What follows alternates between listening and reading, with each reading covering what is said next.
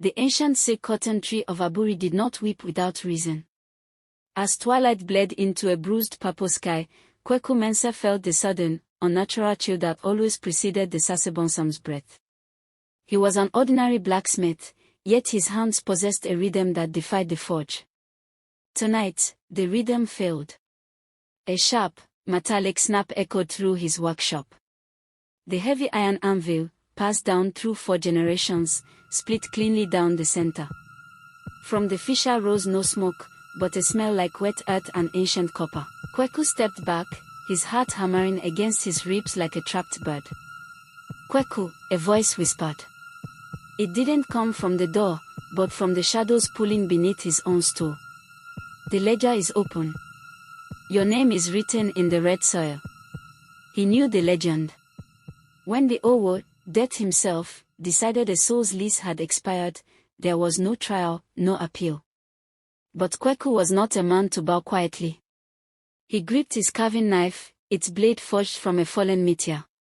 "I am not ready," Kweku shouted into the empty room, his voice shaking but defiant.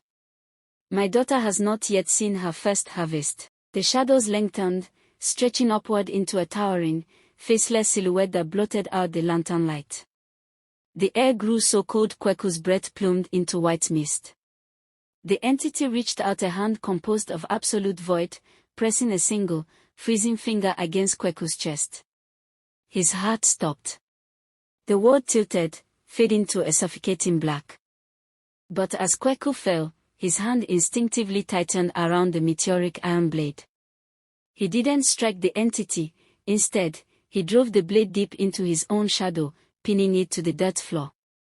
Kweku awoke to the frantic crowing of a rooster. Sunlight streamed through the cracks of his wooden walls, but it brought no warmth. He sat up, gasping for air that felt entirely hollow. When he stood, he realized with a jolt of pure terror what he had done. There was no shape stretching from his heels. He had no shadow. On the floor, his meteoric knife remained buried in the earth, trapping a patch of darkness that writhed like a dying snake. He had severed his connection to the underworld, effectively cheating the first harvest of death. But the victory felt cursed. He was alive, yet he could no longer feel the heat of the sun or the beat of his own pulse. "You have committed a grave sin, Kweku," a raspy voice called from the doorway. It was Nana Ose, the village herbalist and keeper of the old ways. The old man's blind eyes were wide with horror as he stared at the blank patch of floor behind Kweku. He didn't need sight to know the balance had been shattered. "I chose to live, Nana," Kweku said, his voice sounding distant, as if echoing from the bottom of a deep well. "You haven't lived, foolish boy," Nana Ose hissed, stepping back into the street. "You have merely paused the clock. Death does not lose track of his debts. He will return, and the second time, he will not bring a ledger. He will bring the storm. You must flee Aburi before the village pays for your arrogance." Before Kweku could answer, the sky above them suddenly darkened. A massive flock of pied crows swarmed overhead, blocking the morning sun, their chaotic cawing sounding exactly like a chorus of mocking laughter.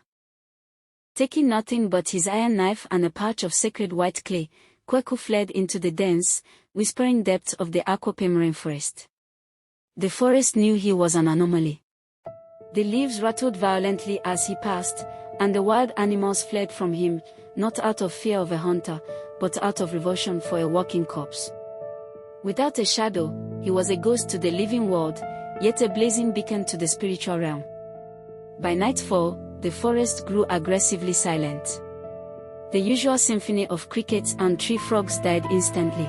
Kweku stopped near a fast-flowing river, his throat burning with a thirst water could not quench. As he knelt by the bank, he looked into the water. His reflection did not show his face. It showed a skeletal figure wearing his clothes. "He is coming," the reflection whispered in his own voice. A sudden rustling in the canopy above made him look up. Perched on a massive mahogany branch was a figure draped in a shroud of woven funeral cloth. Its eyes burned like twin embers in the dark. It wasn't the faceless shadow from his workshop, this was the Asaman, the vengeful executioner of the ancestors, sent to rectify Kweku's defiance. Kweku Mensah, the executioner boomed, the sound vibrating through the very earth beneath Kweku's feet. The ancestors demand the return of what was stolen. Your breath belongs to the soil. Kweku didn't run. He dipped his fingers into the sacred white clay and drew the protective lines of the Oko, the warrior's shield, across his chest. Let them come and take it. The Asaman dropped from the tree with the weight of a falling mountain. The impact shattered the riverbank, sending mud and ancient roots flying into the air. Kweku was thrown backward, his back slamming into a massive boulder. Before he could recover, the entity was upon him, its cold, skeletal hands wrapping around his throat. Kweku could not breathe, but since his heart no longer beat, the strangulation was a different kind of torture. It was an erasure of his mind. Images of his ancestors flashed before his eyes, angry, disappointed faces of men who had crossed the river of death honorably, viewing him as a coward who tarnished their lineage. You shame us, they roared in his mind. With the last ounce of his fading strength, Kweku smeared the white clay from his fingers onto the Asaman's bare skull. The sacred clay, blessed by generations of spiritual protection, burned the entity like liquid fire. The executioner howled, a sound of tearing metal, and released its grip. Kweku scrambled backward, drawing his meteoric knife. Instead of attacking the beast, he slashed at the air between them, severing the invisible spiritual threads the Asaman used to anchor itself to the mortal world. The entity began to dissolve into a thick, black mist, its burning eyes locking onto Kweku with absolute malice. You have escaped the ancestors, the mist hissed as it drifted away into the trees. But you have now caught the eye of the true collector. The next knock will be your last. Kweku collapsed onto the wet mud, gasping for an air he didn't truly need, knowing his respite was terrifyingly brief. Kweku realized he could no longer hide in the wilderness. He needed answers, and there was only one place where the living and the dead traded secrets, the Kejisha night market, a mystical crossroads that appeared only to those balanced between two worlds. By midnight, he found himself walking through a labyrinth of stalls that shouldn't exist, illuminated by the eerie blue flame of shea butter lamps. The merchants were not human. Some had backward-facing feet, others spoke in languages that sounded like rushing wind. They sold charms of dried chameleon eyes, jars of captured size, and fabrics woven from spider silk. None of them looked at Kweku, yet they all moved out of his way, sensing the void where his shadow should be. He stopped before a blind old woman selling cowrie shells on a black cloth. She didn't look up, but her lips curled into a toothless smile. The man who tripped death, she cackled, her voice like grinding stones.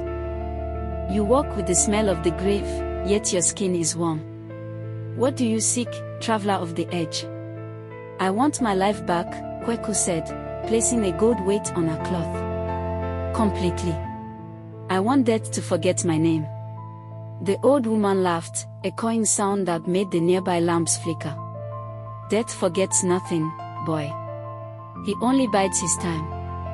You survived the shadow, and you survived the ancestors. But you have broken the cosmic law.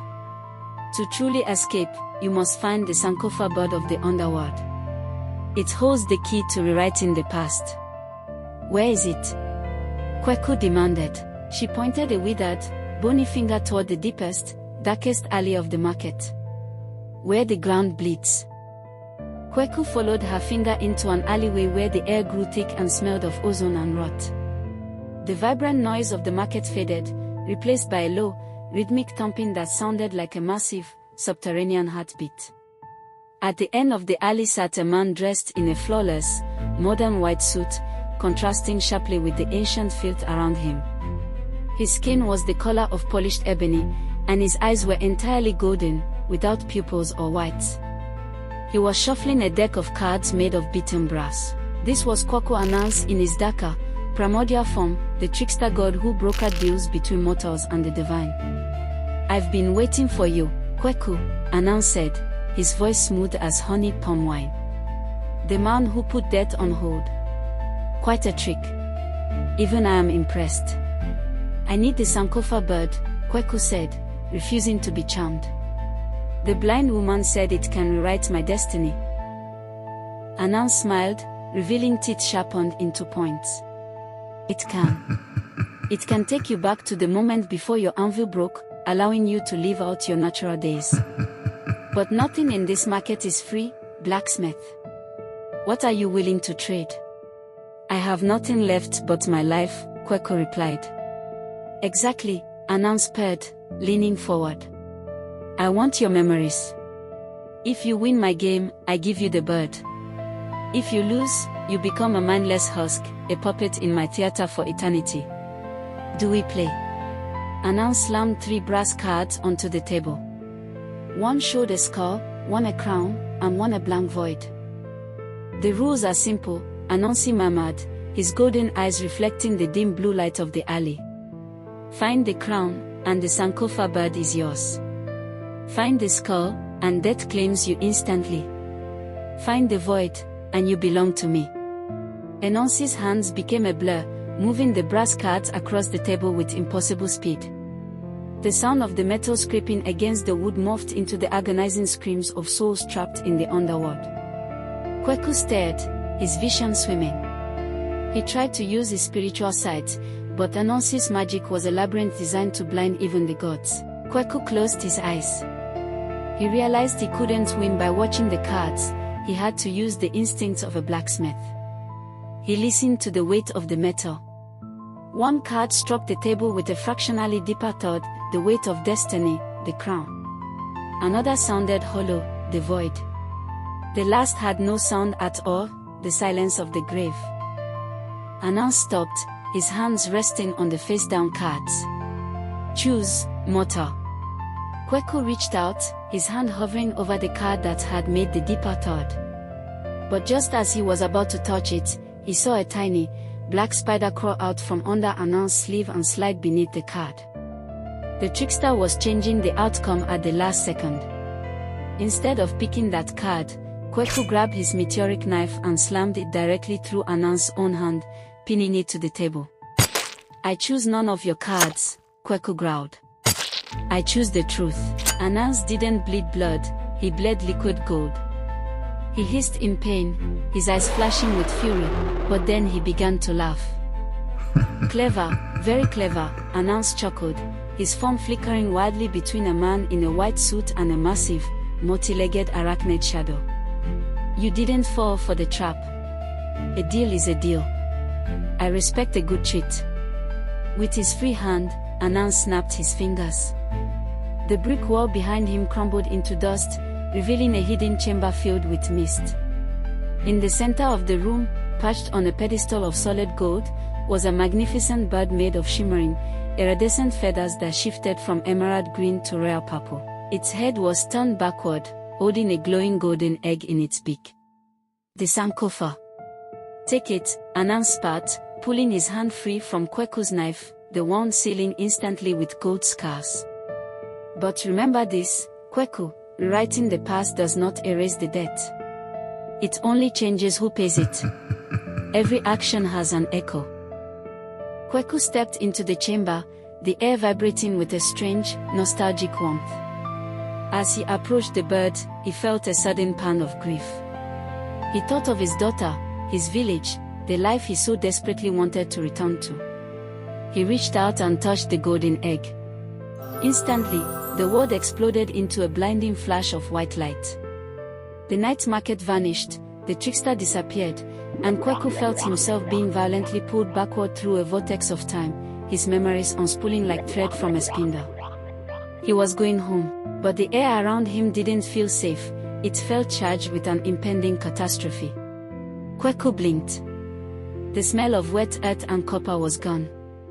Instead, the air was thick with the familiar, comforting scent of burning charcoal and molten iron. He was standing in his workshop in Aburi.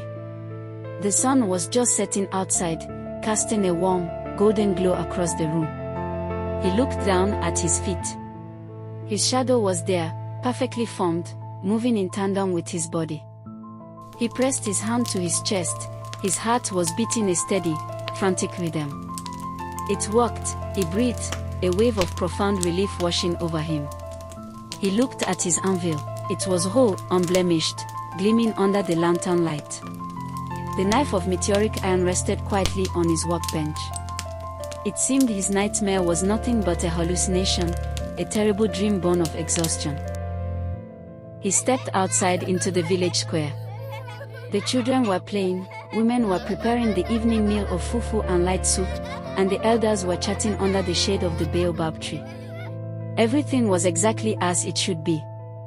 Then, he saw his daughter, Akojoa, running toward him with a bright smile. "Papa, you're finally done with work." Kweku knelt, opening his arms to embrace her. But as she neared, a sudden, violent tremor shook the ground. The sky turned from evening gold to a terrifying, unnatural pitch black in a matter of seconds. From the edge of the village, a massive wall of dust and shadow began to roll in, swallowing the huts one by one. The villagers screamed, scattering in all directions as the supernatural storm tore through Aburi. This was not a regular tempest. The wind carried the distinct, unmistakable sound of thousands of weeping voices. Ananse's warning echoed in Kweku's mind: rewriting the past does not erase the debt. It only changes who pays it. Kweku scooped Akojoa into his arms, running frantically back toward his workshop. The air grew freezing cold, identical to the night his anvil had broken. He realized with horror what his cheat had done. By using the Sankofa to save himself from death's first knock, he hadn't escaped. He had merely forced death to change tactics. Death wasn't coming for him alone anymore. It was coming for everything he loved. The door to his workshop burst open before he could reach it. Out stepped a figure that made Kweku's blood turn to ice. It was not a shadow, nor an executioner. It was a mirror image of Kweku himself, but its eyes were hollow voids, and its skin was pale as ash. It was the manifestation of his own stolen death, given form and flesh. "You refuse to feel the grave, Kweku," the doppelganger said, its voice a perfect, chilling imitation of his own. "So the grave has come to fill the village. A life for a life was the old rule. The new rule is a village for a soul." Akojoa cried out, shivering violently in Kweku's arms as the doppelganger raised its hand, a wave of decay spreading across the ground toward them. Kweku rushed inside the workshop, barring the heavy oak door. He set Akojoa down in the safest corner, behind the hearth. The wooden door rattled violently under the assault of the entity outside, the wood cracking and splintering as if struck by a battering ram. "Papa, I'm scared," Akojoa wept, clutching his tunic. Kweku looked at his daughter, then at the meteoric iron knife on the table. He finally understood the true nature of his hubris. He had cheated death twice, once by force, and once by trickery. Both times, he had acted out of selfish survival, ignoring the delicate balance of the cosmos. You cannot bargain with the end of all things. You can only meet it with dignity. "Listen to me, Akojoa," Kweku said softly, kneeling before her and wiping her tears with his soot-stained thumb. "The storm will pass. But Papa has to go away for a little while to make it stop. You must be brave, like the daughter of a warrior." He stood up, his posture straight, his fear completely dissolving into an absolute, burning resolve. He picked up the meteoric knife. He didn't intend to fight the entity outside. He knew what he had to do to save his people. The door exploded inward, shattered into 1,000 splinters. The pale doppelganger stepped through the threshold, its void-like eyes locking onto Kweku with predatory satisfaction. "Are you ready to run again, coward?" the entity mocked. "No," Kweku said, his voice steady and calm. "This time, I stand." Kweku did not strike the monster. Instead, he flipped the meteoric knife in his hand, holding the blade toward his own chest. "You want the soul of Kweku Mensah," he shouted over the roaring wind. "Take it from my own hands, not from the blood of my village." With a decisive, unyielding motion, Kweku drove the meteoric blade directly into his own heart. The entity froze. A look of profound shock crossed its pale, ash-like face. Because the knife was forged from a star and imbued with the spiritual clay of the ancestors, the act was not a simple suicide, it was a cosmic sacrifice. A blinding, golden light erupted from Kweku's chest, fracturing the doppelganger's form. The entity began to crack like cheap pottery, howling in agony as the stolen death energy was violently sucked back into Kweku's dying body, containing the curse within himself. The supernatural storm outside instantly ceased. The black sky shattered, revealing the peaceful, starlit night of Aburi. Kweku fell to his knees, the world fading to a gentle, quiet grey. He felt no pain, only a profound warmth. As his vision blurred, he saw the faceless shadow of death appear before him one last time. But it held no ledger, and it brought no chains. It simply bowed its head in deep respect for a mortal who had finally mastered the ultimate forge. Kweku smiled, closed his eyes, and breathed his final, peaceful breath, leaving behind the legacy of a man who didn't just cheat death, but ultimately conquered it through love.